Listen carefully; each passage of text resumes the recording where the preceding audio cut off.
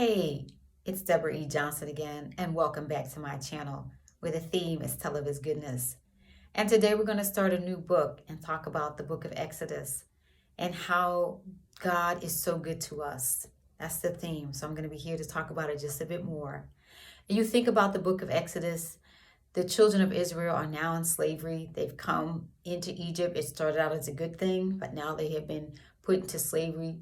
The Pharaoh of this day, the Pharaohs a few after Joseph had been there, had forgotten about Joseph and all the good things he had done. And so now the children of Israel, the children of Jacob, are slaves. And they will be slaves for 400 years while they're there in Egypt. And finally, in the book of Exodus, Moses is born, Moses is raised up, and then Moses comes and the children get delivered. Oh my gosh, how good is that?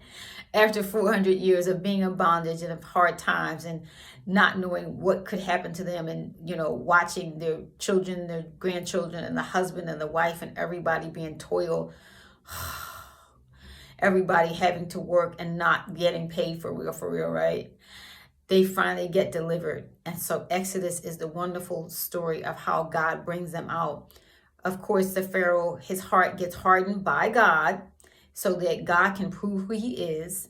And then the children get taken out of slavery. Moses is given the direction to work, to talk to Pharaoh. And then there's plague after plague after plague, the plague of the lice, the plague of the frogs, of course, the rivers turning into blood, all of these plagues. And then finally, the firstborn of Egypt is the Egyptians is slain.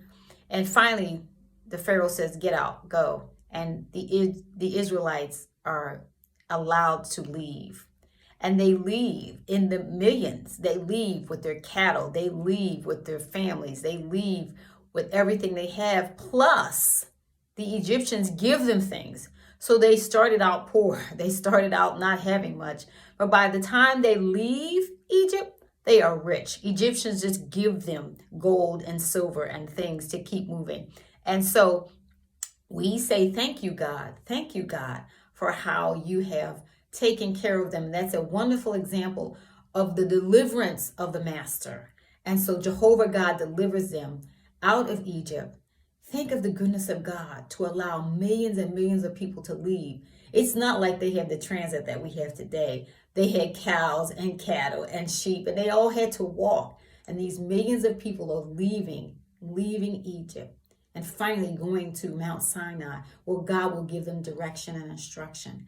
And so think of the goodness of God to deliver them, and think of the goodness of God to give them instruction, because they don't know what they're doing. They've been in this place, in this space all this time, and now they have an opportunity to be free. And so God gives them instruction for how to live, for how to do, for what to say, for where to go, for how he will take care of them.